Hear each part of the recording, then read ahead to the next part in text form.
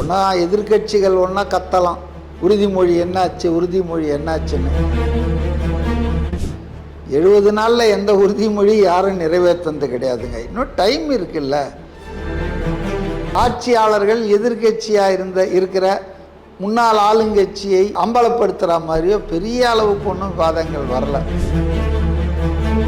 உதயநிதி ஸ்டாலின் அரெஸ்ட்டுக்கு அப்புறம் கொஞ்சம் எல்லாமே அப்படியே இதுவாக இருக்கு போல இருக்கு.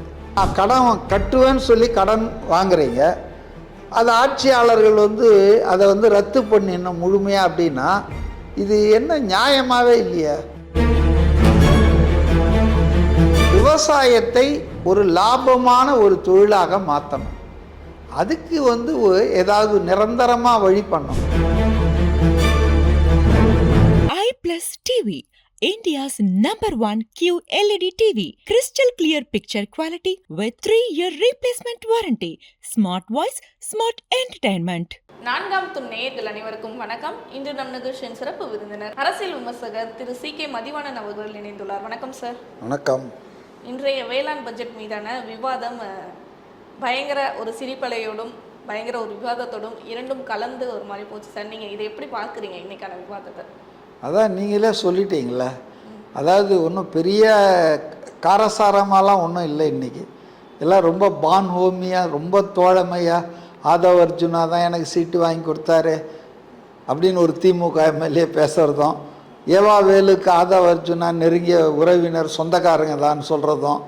ஆக டோட்டலாக பார்த்திங்கன்னா இன்றைக்கி ஒன்றும் பெருசாக ஒரு கேள்வி கணைகளால் ஆட்சியாளர்களை தொலைக்கிற மாதிரியோ அல்லது ஆட்சியாளர்கள் எதிர்கட்சியாக இருக்கிற முன்னாள் ஆளுங்கட்சியை அம்பலப்படுத்துகிற மாதிரியோ பெரிய அளவுக்கு ஒன்றும் விவாதங்கள் வரல. ஒருவேளை உதயநிதி ஸ்டாலின் அரெஸ்ட்டுக்கு அப்புறம் கொஞ்சம் எல்லாமே அப்படியே இதுவாக இருக்கு போல இருக்குது. மையமாக இருப்பேன். நான் பயந்துட்டாங்கன்னு நான் சொல்ல மாட்டேன், கொஞ்சம் அப்படி பேலன்ஸ் ஆகியிருக்காங்க போல இருக்குது. முன்னால் ரொம்ப பேசிகிட்டு இருந்தாங்க. அந்த மார்க்கண்டேயன் கூட அந்த சட்டசபையில் பார்த்தீங்களா, அருள் கூர்ந்து மறந்து விடுகிறது அப்படின்லாம் பேசுகிறாரு. அதனால் கொஞ்சம் ஒரு பயம் வந்திருக்குங்க. என்ன பேசினாலும் அலோவ் பண்ணுவாங்கன்றது இல்லாமல் இவங்க மேலேயும் நடவடிக்கை எடுப்பாங்க. அதுவும் உதயநிதி ஸ்டாலின் மேலேயே கை வச்சாங்க இல்லையா, அதுதான் ஒரு இண்டிகேஷன். நாங்கள் அல்டிமேட் இன்றைக்கி டிஎம்கேக்கு அவர் தானே. ஏன்னா ஸ்டாலின் எம்எல்ஏவா இல்லை, இன்றைக்கி அந்த கட்சிக்கு தலைமை தாங்கிறவர் உதயநிதி ஸ்டாலின். இப்போ அவர் மேலேயே கையை வைக்கிறதுக்கு நாங்கள் பயப்பட மாட்டோம். அரெஸ்ட் ஆனால் ரிமாண்டு கிடையாது. ரிமாண்ட் பண்ணியிருந்தால் அவர் தியாகியாக இருப்பார். அரெஸ்ட் பண்ணாங்க, நீ தப்பு பண்ணால் உனக்கு மேலே ஆக்ஷன் எடுப்போம், அவ்வளோதான். அதை காட்டிட்டாங்க. எவ்வளோ பெரிய ஆளாக இருந்தாலும் நாங்கள் விட மாட்டோம்னு சொல்லியிருக்காங்க. அதே போல் தான் செந்தில் பாலாஜி, ஏவா வேலு, யாராக இருந்தாலும் அவங்க மேலே சட்டம் பாயும். KN நேரு அப்படின்றத அவங்க இண்டிகேட் பண்ணிக்கிட்டே இருக்காங்க தாவேக்கா. ஆனால் இன்றைக்கி விவசாய பற்றி பல விஷயங்கள் பேசப்பட்டது. முக்கியமாக ஏவா வேலு அவர்கள் கரும்பு அந்த உற்பத்தின்றதே இங்கே குறைஞ்சிருச்சு, மகாராஷ்டிராவில் நம்மளை விட 2 மடங்கு அங்கே அதிகமாக இருக்குது, அதுக்கு நம்ம வழி பண்ணணுன்ற மாதிரி நிறைய விஷயங்கள் சொன்னார். ஆதவர்ஜன் அவர்களும் அதற்கு பதிலளித்தார். இந்த விவசாயம் வேளாண் பட்ஜெட்டை பற்றி என்ன நினைக்கிறீங்க சார்? எப்படி இருக்குது கடந்த ஆட்சிக்கும் இந்த ஆட்சிக்கும்? அதாவதுங்க, இதுதான் முதல் பட்ஜெட்டு. போடுறவங்கெல்லாம் புதியவர்கள். ரெண்டாவது, எப்படி ஜென்ரல் பட்ஜெட் அகலக்கால் வைக்காமல் வெல் பேலன்ஸ்டாக இருந்ததோ, வரவுக்கு ஏற்ற மாதிரி செலவு பண்ணணும், முக்கியமான விஷயங்களுக்கு ப்ரியாரிட்டி கொடுக்கணும்னு ஜென்ரல் பட்ஜெட் இருந்தது. எல்லா பத்திரிகைகளும் தலையங்கம் பாராட்டி தான் எழுதியிருக்காங்க.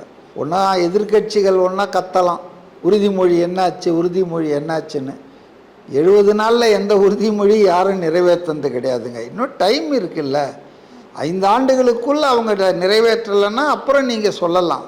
திமுக அவங்களுடைய முக்கியமான உறுதிமொழி என்ன? பெண்கள் வாக்குகளை அதிமுக கிட்டேருந்து எடுத்ததுக்கு மெயின் காரணமே 2021. அதர்வைஸ் லேடிஸ் பூரா எம்ஜிஆருக்கு போட்டிருக்காங்க, ஜெயலலிதாவுக்கு போட்டிருக்காங்க. திமுகவுக்கு எப்போவுமே பெண்கள் ஆதரவு என்பது கிடைக்காது. பட் அந்த ஆதரவை ஸ்டாலின் எடுத்ததுக்கு மெயின் ரீசனே அனைத்து குடும்ப தலைவிகளுக்கும் உரிமை தொகை மாதம் 1000 ரூபாய் கொடுப்போன்னு சொன்னது தான். சரி, அதன் காரணமாகத்தான் பெண்கள் வாக்குகளும் வந்தது, அதன் காரணமாகத்தான் அவர்கள் ஆட்சியை பிடிக்க நேர்ந்தது. அப்போ ஆட்சிக்கு வந்த உடனே முதல் கையெழுத்து அதில் போட்டிருக்கு, நம்ம போட்டாங்களா? 27 28 மாதம் கழித்து தான் அந்த திட்டத்தையே அவங்க அமுல்படுத்தினாங்க. அமுல்படுத்தும் போதும் என்ன பண்ணிட்டாங்கன்னா, சின்னதாக தகுதியுள்ளன்னு ஒரு வார்த்தையை உள்ளே சேர்த்துட்டாங்க. அறிவித்தது, உறுதிமொழி தந்தது தேர்தலுக்கு முன்னால் அனைத்து குடும்ப தலைவிகளுக்கும். அப்போ அவங்க கண்டிஷன் சப்ளைன்லாம் சொல்ல. ஆனால் அமுல்படுத்தும் போது தகுதி உள்ள எலிஜிபிள் அப்படின்னு சொல்லி அந்த லிஸ்ட்டில் இருந்த 1 கோடி பேரை வெளியே தள்ளிட்டாங்க. ஆனால் இப்போ தாவேக்கவும் அதே தானே சார் பண்ணியிருக்கு. இப்போ வாக்குறுதியில் வந்து பிறக்கிற அனைத்து குழந்தைகளுக்குமே அரசின் ஆசீர்வாதமாக தங்க மோதிரம்னு சொன்னாங்க. இப்போ அரசு மருத்துவமனைன்ற மாதிரி மாற்றிட்டாங்களே, அது பட்ஜெட்டுக்கு ஏற்ற மாதிரி மாற்றுறது தானே சார்? அதாவதுங்க, பொன் வைக்க வேண்டிய இடத்துல பூ வைக்கிறதுன்னு சொல்லுவாங்க. இன்றைக்கி வந்து மாநில அரசின் நிதிநிலை அவ்வளோ நல்லா இல்லை, சொல்லிக்கிற மாதிரி இல்லை. வட்டி கட்டுறதுக்கே 68,000 கோடி போகுது வருஷத்துக்கு. அதனால் கடன் எக்கச்சக்கமாக வாங்கி வச்சுருக்காங்க. ஸோ அவங்களுக்கு வந்து இப்போ எல்லா உறுதிமொழிகளையும் எல்லாத்தையும் முழுமையாக இப்போ விவசாயிகள் கடன் கூட முதல்ல 50,000நாங்க, அப்புறம் 75,000நாங்க. இப்போ அதுலேயும் திருப்தி அடையலை. இப்போ எனக்கு தனிப்பட்ட முறையில் கருத்து வேறுபாடு ஒன்று இருக்குங்க. நீங்கள் ஒரு கடன் வாங்கினீங்கன்னா அதை திருப்பி கட்டணுமா வேணாமா? நீங்கள் பயிர் பொய்த்து விட்டது, புயல் அடித்து பயிர் நாசாச்சு, வெள்ளத்தில் மூழ்கிச்சுன்னா அதுக்கு வறட்சி நிவாரணம் அல்லது வெள்ள நிவாரணம் அல்லது நஷ்ட ஈடு கேட்குறதுன்றது வேறு. ஆனால் நான் கடன் கட்டுவேன்னு சொல்லி கடன் வாங்குறீங்க, அது ஆட்சியாளர்கள் வந்து அதை வந்து ரத்து பண்ணிடணும் முழுமையாக அப்படின்னா இது என்ன நியாயமாகவே இல்லையா? நீங்கள் கடன் வாங்கினீங்கன்னா கடனை திருப்பி செலுத்தணும். அப்போ தான் இந்த நிதி ஸ்தாபனம் ரிவைவ் ஆகும், அது தொடர்ந்து பணியாற்ற முடியும். இப்போ இவங்களை செலுத்தலைன்னா அவங்க விட்டாங்கன்னா அந்த நிறுவனங்கள்லாம் நலிஞ்சு போயிடும். ஆனால் அரசாங்கம் செலுத்துது, இவங்களுக்கு பதிலாக இவங்க செலுத்தலையே தவிர அவங்க கடனை அரசாங்கம் அடைக்குது. அப்படி தான் நம்ம அண்டர்ஸ்டாண்ட் பண்ணிக்கணும். இப்போ விவசாய கடன் ரத்துனா அரசாங்கம் ஒன்றும் கடன் கொடுக்கல, அவங்களுக்கு கடன் கொடுத்தது அர்பன் பேங்க்கு, கோஆப்ரேட்டிவ் பேங்க்கு. இப்போ அதுக்கு கட்ட வேணான்னு சொல்லி அரசாங்கம் சொல்லிட்டு கம்முன்னு இருந்ததுன்னா அந்த நிதி நிறுவனங்கள்லாம் கொலாப்ஸ் ஆகிடுங்க, நிர்மூலமாகிடும். ஏன்னா இவங்க கடன் கொடுத்து வட்டி வாங்கி அந்த கடனை ரொட்டேட் பண்ணி இப்படி தானே அது இயங்குது. எக்கனாமிக் ஆக்டிவிட்டீஸ்ன்றது இப்படி தானேங்க. பேங்க்காக இருந்தாலும் பேங்க்கில் மினிமம் பேலன்ஸ் வைக்கலன்னே 10,000 கோடி 20,000 கோடி வருஷத்துக்கு கிடைக்குதுன்றாங்க. ஸோ அதனால் வந்துங்க, ஒரு சரியான புரிதல் இல்லாமல் ஆட்சியில் இருக்கிறவங்க வர்றவங்க எதிர்கட்சிகள் விவசாய கடனை ரத்து பண்ணுறோன்றலாம் சொல்கிறாங்க. இது வந்து எனக்கு என்னவோ ஒரு பேடு. எப்படி இலவசங்களாலேயே எல்லாம் பண்ணிடலான்றது. இப்போ மீன் பிடிக்க கற்றுக் கொடுத்தா அது ஓகே, அவன் மீனை பிடிச்சிக்குவான். நீங்கள் மீனை கொடுத்து என்ன பண்ண போகிறீங்க டெய்லி? அது மாதிரி அவங்க வந்து நஷ்டம் வராதபடி விவசாயத்தை ஆக்கணும். நீங்கள் அண்டர்ஸ்டாண்ட் பண்ணுறீங்களா நான் சொல்கிறத? இன்றைக்கி விவசாயம் என்பது லாபம் தரும் ஒரு இதுவாக இல்லை. ஏன்னா அவங்க வந்து அங்கே மார்க்கெட் ரேட்டை அவங்க ஃபிக்ஸ் பண்ணுறதில்ல. மற்ற எல்லா பொருட்களின் விலையும் யார் ஃபிக்ஸ் பண்ணுறாங்க? உற்பத்தி செய்கிறவன் தான் ஃபிக்ஸ் பண்ணுறான். இப்போ பாட்டா ஷூ கம்பெனினா அதுக்கு விலை யார் ஃபிக்ஸ் பண்ணுறது? பாட்டா கம்பெனி தான் ஃபிக்ஸ் பண்ணுவான். ஆனால் விவசாயிக்கு மட்டும் விவசாயி ஃபிக்ஸ் பண்ண மாட்டான், மற்றவங்க தான் ஃபிக்ஸ் பண்ணுவாங்க. இது பெரிய வித்தியாசம். அப்போது கட்டுப்படியாகும் விலை கொடுக்கணும் விளை பொருள்களுக்கு. அடுத்தது கட்டுப்படியாகுதுன்னா என்ன? ஒரு 100 ரூபாய் செலவு பண்ணால் அவங்களுக்கு ஒரு 150 ரூபா கிடைச்சா தானேங்க அவங்க உழைப்பு, அப்புறம் வேளாண் பொருள் இடுபொருள்லாம் வாங்கி போடணும் இல்லையா? அப்போ விவசாயிகள் நம் நாட்டில் வந்து ஒன்று மாடர்னைசேஷன் ஆகலை, மாடர்னைஸ்டு ஃபார்ம்ஸ் உருவாகலை. எல்லாம் 2.5 ஏக்கர் 3.5 ஏக்கர் 4 ஏக்கர்னு துண்டு துண்டாக வச்சுக்கிட்டு இருக்காங்க. அப்போது ரெண்டாவது, இந்த விலையை மட்டும் ஃபிக்ஸ் பண்ணுறது கவர்மெண்ட் கையில் எடுத்துக்கிறாங்களே, அரிசியாக இருந்தாலும் கோதுமையாக இருந்தாலும் கரும்பானாலும். ஆனால் அவங்க விவசாயிகள் இடுபொருள் இருக்காங்க இல்லையா, உரங்கள், அதனுடைய விலையை அவங்க ஏதாவது கட்டுப்படுத்துகிறாங்களா? இல்லை. அப்போது விவசாயி வியாபாரம் அவனும் ஒரு தொழில் தானே பண்ணுறான். விலையை அவனால் நிர்ணயிக்க முடியாது. அவன் விவசாயத்துக்கு பயன்படுத்திய பொருளை மார்க்கெட்டில் என்ன விற்கிதோ அதை வாங்கி தான் பண்ணணும். ஆனால் அவன் விளைவிக்கிற அரிசி கோதுமை கரும்பை மட்டும் அரசாங்கம் சொல்கிற விலைக்கு விற்கணுன்னா இது வந்து சரியில்லைங்களே. அதனால் என்னை பொறுத்த வரைக்கும் இந்த அப்பப்போ கடனை தள்ளுபடி பண்ணுறேன், நிவாரணம் கொடுக்குறேன்றதுக்கு பதிலாக விவசாயத்தை ஒரு லாபமான ஒரு தொழிலாக மாற்றணும். அதுக்கு ஏதாவது நிரந்தரமாக வழி பண்ணணும். ஏன்னா இன்றைக்கி பாருங்கள், குறுவை சாகுபடி நடத்த முடியல. மேட்டூர் டேமில் ஜூன் மாதம் 12ஆம் தேதி தண்ணி திறந்து விடுவாங்க வழக்கமாக. இந்த வாட்டி திறக்கலை. அதன் விளைவாக குறுவையில் சாகுபடி பண்ண முடியாமல் அவங்க எல்லாருமே ரொம்ப சிக்கலில் இருக்காங்க. இப்போ அவங்களுக்கு ஏதாவது உதவி கொடுக்கணும்ல. அப்போ இது மாதிரி மேட்டூர் டேம் தண்ணியை மட்டுமே நம்பி இருக்கிறதால தானே இந்த பிரச்சனை. இப்போ அதுக்கு பின்னால் போனீங்கன்னா அது காவேரி நீர் தகராறில் போயிடும். அது நம்ம கையில் இல்லை. அப்போ மாற்று வழிகளில் மாற்று பயிர்கள் இதெல்லாம் நம்ம யோசிக்கணும். விவசாயத்தை ஒரு ப்ரொடக்டிவாக ப்ராஃபிட்டபிள் ஒரு ப்ரொஃபஷன் ஆக்கணும்னா இந்த ஷார்ட் டேர்மில் இந்த கடன் ரத்து இதை பண்ணுறது அதை பண்ணுறதுன்னு இல்லாமல் போகும். அதை ஆட்சியாளர்கள் தான் நீண்ட கால லாங் டேர்ம் பர்ஸ்பெக்டிவ். அப்போ அதை வாக்குறுதியாகவே கொடுக்கக்கூடாதுன்றதுனால இது இல்லை, என் தனிப்பட்ட கருத்து. அது தாவேக்கா வாக்குறுதி கொடுத்துருக்குது. அதை அவங்க 75,000 வரைக்கும் இப்போ அதை சரி பண்ணியிருக்காங்க. அது பத்தலை, மொத்த கடனையும் நீங்கள் தள்ளுபடி பண்ணுறது தானே சொன்னீங்க அப்படின்னு விவசாய சங்கங்கள் போராடுகிறார்கள். இப்போ அதை பொறுத்த வரைக்கும் வாக்குறுதி கொடுத்துருக்கீங்க, நீங்கள் அதை செயல்படுத்தணும்னு அவங்க கேட்குறாங்க. உங்களால் முடியல அப்படின்னா அதை எக்ஸ்பிளைன் பண்ண அவங்கள கூப்பிட்டு, இப்போதைக்கு இது வச்சுங்க, பொண்ணு வைக்க வேண்டிய இடத்துல பூ வச்சுருக்கேன், இன்னும் 4 வருஷம் இருக்குல்ல, எங்கள் ஆட்சியில் நிதி நிலைமையை மேம்படுத்தணுன்னு நான் சொன்னபடி செய்கிறேன். நீங்கள் சொன்ன இன்னொரு விஷயத்துக்கு நான் அதான் வரேன். அதாவது எல்லா குழந்தைகளுக்கும் தாய்மாமன் தங்க மோதிரம் சொன்னார். இன்றைக்கி அரசாங்க ஆஸ்பத்திரியில் பிறக்கிற ஆண் பெண் இருபாலருக்கும் தரேன்றாரு. ஏன் மற்ற தனியார்கிட்ட போகிறவங்களுக்கு கொடுக்கலான்றீங்க? இப்போ ஒரு திட்டம் சொல்லியிருக்கிறோம், அதை துவக்குறோம். அப்போ எதுக்கு ப்ரியாரிட்டி கொடுக்கணும்? நம்ம குழந்தை 4 குழந்தை இருக்குது ஒரு தாய்க்கு. ஒரு குழந்தைக்கு சின்ன குழந்தை, பசி தாங்காத குழந்தை, ஃபஸ்ட்டு அதுக்கு தானே சாப்பாடு போடணும். அதுபோல் ஒரு ப்ரியாரிட்டி தான்.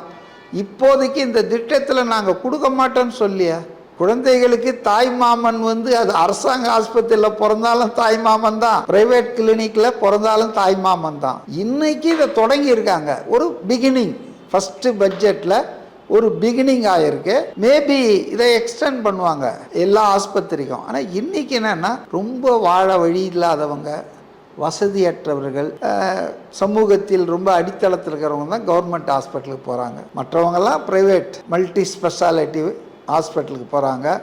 சிசேரியனுக்கே 20,000 ரூபாய் கட்டுறாங்க, 25,000 ரூபாய் கட்டுறாங்க. இங்கே அப்படி இல்லை. கடவுள் மேலே பாரத்தை போட்டு பிரசவ ஆஸ்பத்திரிகளில் சேர்க்குறாங்க. ஸோ இவங்களால் முடியவே முடியாத சூழலில் இவங்களுக்கு ஒரு 14,000 ரூபாய், ஒரு கிராம்ன்றது இன்றைக்கி 13-14,000 ரூபாய், அது அவங்களுக்கு பயன்படுத்தட்டுமேன்னு சொல்கிறாரு, கொடுக்குறாங்க. தொடங்கி இருக்காங்க, இல்லை என்று சொல்லவில்லை. ஒரு துவக்கம். நீங்கள் அதை அப்படி தான் பார்க்கணும். They are affordable. அதாவது அவங்களால முடியும், வசதியாக இருக்காங்க. வாழ வழியே இல்லாத ஆளுங்களுக்கு ஃபஸ்ட்டு யார் முன்னுரிமைன்னா ஏழைப்பாழைகளுக்கு. அப்படி தான் நான் அதை புரிஞ்சுக்கிறேன். அவங்க ஒன்றும் மற்றவங்களுக்கு தரமாட்டோன்னு சொல்லவே இல்லையா. லெட் அஸ் வெயிட், இது அடுத்த கட்டத்துக்கு போகலாம். அதே மாதிரி தான் விவசாய கடனும். இன்றைக்கி 75,000 அவங்க சொன்ன மாதிரி அவங்க முழு கடனும் பண்ணால் கூட பண்ணலாம். ஆனால் நான் பர்சனலாக டிஃபர் ஆகிறேன். ஒரு கடனை வாங்கிட்டு நான் தரமாட்டேன் அப்படின்னா அது எப்படி சரியாக இருக்க முடியும்? கம்பராமாயணத்தில் கம்பர் சொல்லுவார், இலங்கை வேந்தன் ராவணன் எப்படி கலங்கினான்னா, கடன்பட்டார் நெஞ்சம் போல கலங்கினான் இலங்கை வேந்தன்வார். அதாவது கடன் வாங்கிட்டான்னா அவன் மனசு அப்படியே கலங்குவான். இப்போ அப்படியா இருக்குது? கடன் கொடுத்தவன் தான் கலங்குறான், கடன் வாங்கினவன் கலங்கிறதே கிடையாது. அதனால் கடன்களை தள்ளுபடி பண்ணுறதை பற்றியே ரொம்ப யோசிக்க வேண்டியிருக்குங்க. நீங்கள் விவசாயியை பற்றி பார்க்குறீங்க, அந்த பேங்க்ஸ், அந்த ஃபினான்ஷியல் இன்ஸ்டிடியூஷனை பற்றி பார்க்குறீங்களா? நீங்கள் கொடுப்பீங்கன்னு தானே அவன் கடன் கொடுத்தான். நான் ரீபே பண்ண மாட்டேன், தள்ளுபடி பண்ணுன்னா அவன் நிலைமை என்ன? நீங்கள் அந்த ஆங்கிளில் பாருங்கள். அந்த நிறுவனத்தில் வேலை செய்கிறவங்க, அந்த நிறுவனத்தின் நிதி நிலைமை. அப்போது இதுக்கு ரெண்டுக்கும் நடுவில் ஏதாவது ஒரு தீர்வு காணணும். அதான் நான் முதல்ல சொன்னேன், விவசாயத்தை லாபகரமான தொழிலாக மாற்றிட்டா விவசாயி நான் இந்த மாதிரி டிமாண்டே வைக்க மாட்டான். விளைபொருளுக்கு கட்டுப்படியான விலையை விவசாயி ஃபிக்ஸ் பண்ணால் அதை கொடுத்து வாங்குங்க. விவசாயத்துக்கு இடுபொருளான உரம் மற்ற விஷயங்களை மலிவு விலையை கொடுங்க. இப்படி சில விஷயங்களை செய்தால் ஒன்றும் வேணாம். போன ஆட்சியிலங்க விவசாயி 6 மாதமோ 4 மாதமோ கஷ்டப்பட்டு விளைபொருளை கொண்டு வந்து வைக்கிறான். வச்சா அதை பாதுகாக்கிற நிலையில் இன்றைக்கி இருக்குதா? சிவில் சப்ளை குடவுன்ஸு முளைச்சி போச்சு. எதிர்கட்சி ஆட்கள்லாம் போய் பேசினாங்க. எடப்பாடி அப்போ பேசினார். உடனே விவசாய அமைச்சர் அங்கே போய் உட்காந்துக்கிட்டு இல்லை அது மாற்று ஏற்பாடு பண்ணுறோன்றாங்க.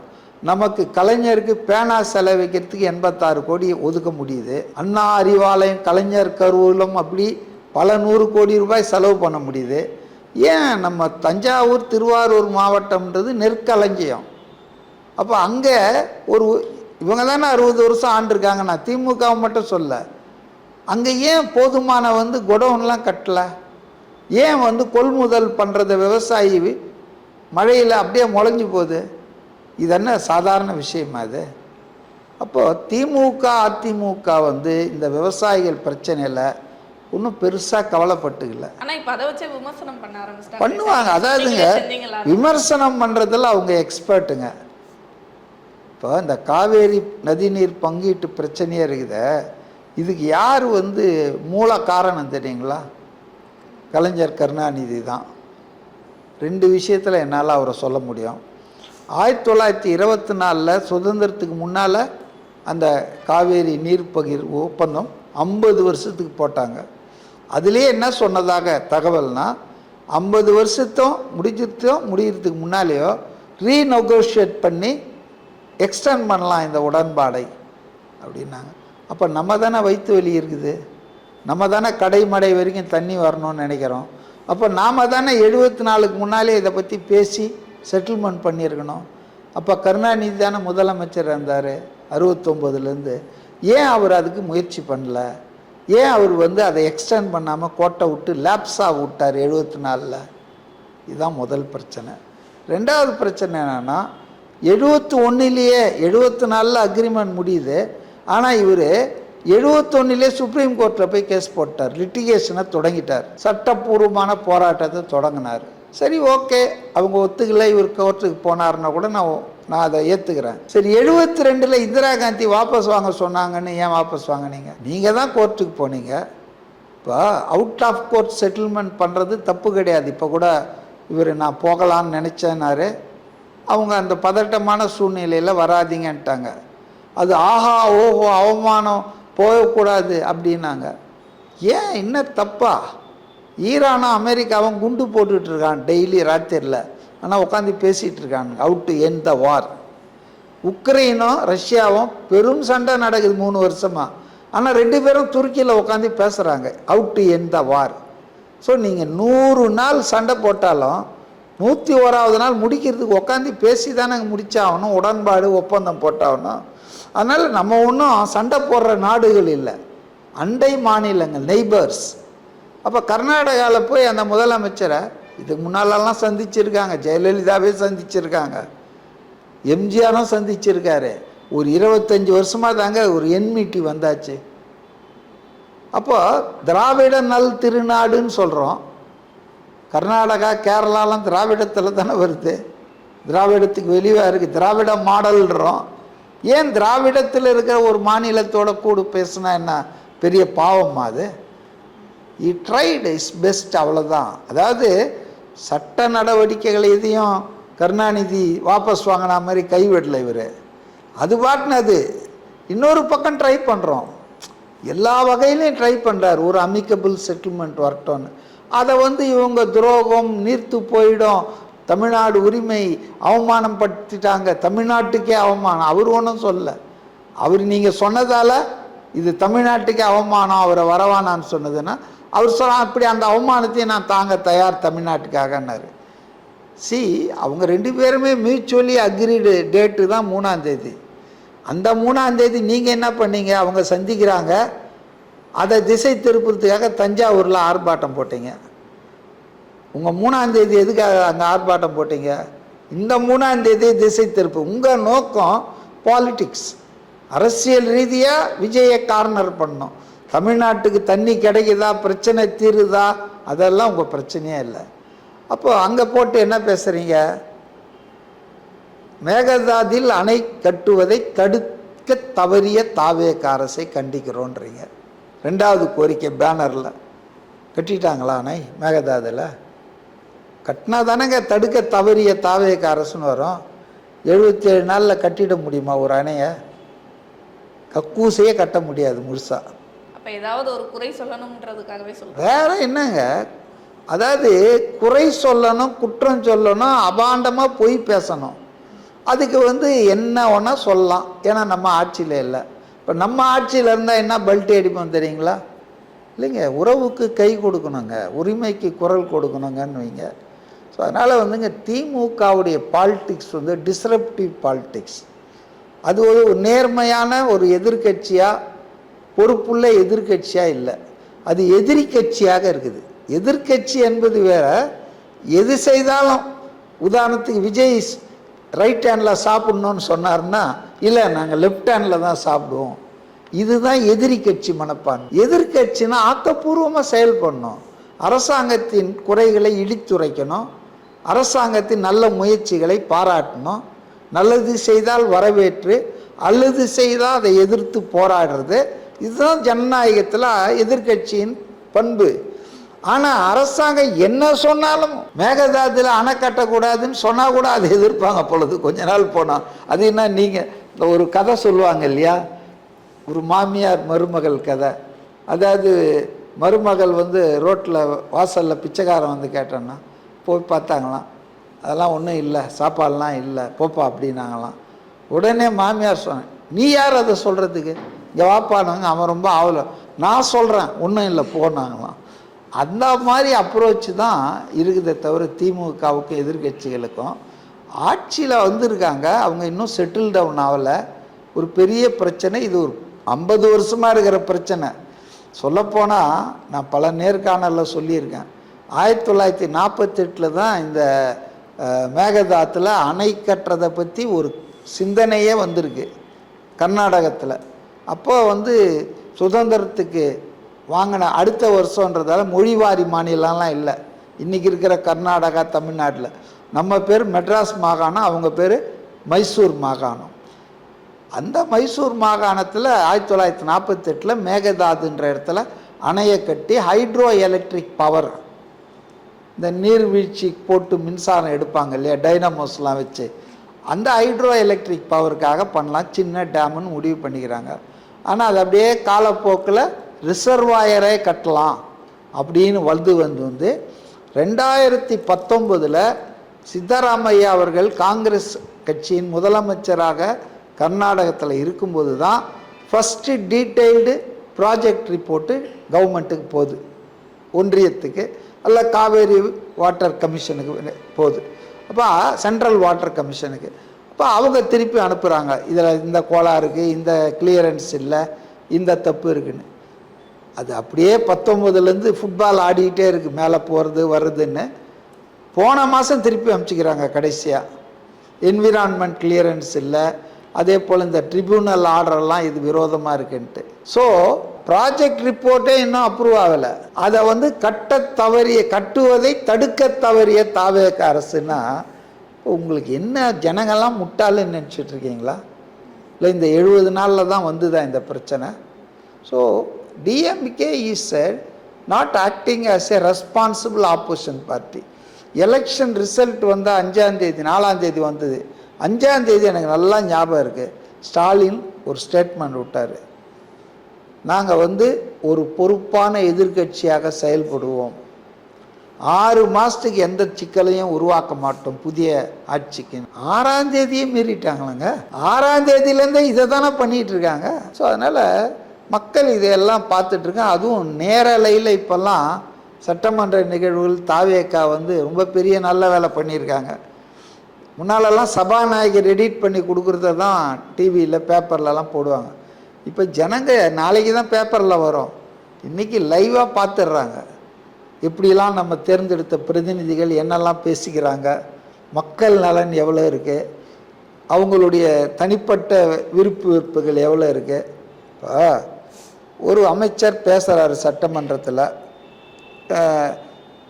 ஆதவ் அர்ஜுனா அவர் ஒரு விஷயத்தை பற்றி பேசுகிறாரு. அவர் துறை சம்பந்தமான கேள்விகளை கேட்கலாம், அவர்கிட்ட விளக்கம் கேட்கலாம். அதானே ஒரு சட்டமன்ற நடைமுறை. திமுக ஆட்கள்லாம் லாட்ரின்னு கத்துறாங்க. இது எப்படின்னா, ஆகஸ்ட் 3ஆம் தேதி காவேரிக்காக போராட்டம் நடத்தினப்போ உதயநிதி திமுக ஆட்கள்லாம் திருசான்னு கத்துனாங்க பாருங்க. அது மாதிரி தான். அதாவது சிறுமைப்படுத்துவது. என்ன லாட்ரின்னா பஞ்சமா பாதகமா? நம்ம தமிழ்நாட்டில் தான் தடை பண்ணியிருக்கு. அண்டை கேரளாவில், கர்நாடகா, எல்லா ஸ்டேட்லேயும் it is a legalised business. அது ஒன்றும் பெரிய கள்ளக்கடத்தல் கிடையாது, அது ஒரு தொழில். இப்போ அந்த தொழிலை நீங்கள் நடத்திக்கலாம். நாங்கள் ஆட்சிக்கு வந்தால் தானே 500 கோடி ரூபாய் வாங்கினீங்க. இப்போ அந்த பையன் சொல்கிறாரு, மார்ட்டின் பையன் காணொலியில் ஓப்பனாக சொல்கிறாரு, ஸ்டாலின் அவர்கள் சொன்னார், நம்ம ஜெயிச்சு நம்ம ஆட்சி வந்தோன்னா உங்கள் ஆட்சி தான், நீங்கள் நினைக்கிறதெல்லாம் செய்யலான்னு சொன்னார். ஆனால் ஆட்சிக்கு அது ஒன்றும் நடக்கலைன்னு திருப்பி போய் நாம் பார்த்தோம். என்ன சார்னு. அப்போ உதயநிதியும் கூட இருந்தார். அப்போ அவங்க என்ன சொன்னாங்கன்னா, லீகல் பிரச்சனைகள் இருக்குது, கள்ள மார்க்கெட்டில் விற்றுங்க, நாங்கள் கண்டுக்கலன்னு சொன்னார். எவ்வளோ அயோக்கியதானே இது. ஒரு லாட்ரியை சட்டப்பூர்வமாக ஒழிச்சிருவீங்க. அந்த சட்டப்பூர்வமான தடை இருக்கும்போதே அந்த முதலாளியை கூப்பிட்டு அவங்க ஒரு 900 கோடி கொடுத்தான்னு அதை வாங்கி பாக்கெட்டில் போட்டுக்கிட்டு நீங்கள் பிளாக்கில் விற்றுங்கன்னா இது என்ன மாதிரியான அணுகுமுறை ஆட்சியாளர்களுக்கு? இப்போ இந்த காணொலி 3 மாதம் ஆச்சுங்க. இது வரைக்கும் யாரும் அந்த ஜோஸ் மார்ட்டின் மேலே கேஸ் போடல, இது தவறு, மான நஷ்ட ஈடுலாம் கேட்கல. அதனால் என்னை பொறுத்தவரையில் திமுக என்பது தோல்வியை ஏற்கவில்லை இன்னமும். அது மக்கள் தன்னை நிராகரித்து விட்டார்கள், தனது ஊழலை விரும்பவில்லை, தோற்கடிச்சிருக்காங்கன்னு உணராமல் சின்ன பசங்கள்லாம் சொல்லி ஓட்டு போட்டாங்க, ரீல்ஸ் போட்டு ஓட்டு போட்டாங்க அப்படின்னு பேசிகிட்டு இருக்காங்க. அதனால் திமுகவோட ஸ்ட்ராட்டஜி எதுவுமே இன்னும் 3 எலெக்ஷனுக்கு பலிக்காதுன்ற மாதிரி நிறைய விஷயங்கள் பகிர்ந்துக்கிட்டீங்க சார். மக்களுக்கும் நிறைய சந்தேகங்களுக்கு பதில் அளிச்சிருக்கீங்க. தொடர்ந்து பேசுவோம் பல நிகழ்வுகளை பற்றி. நன்றி சார்.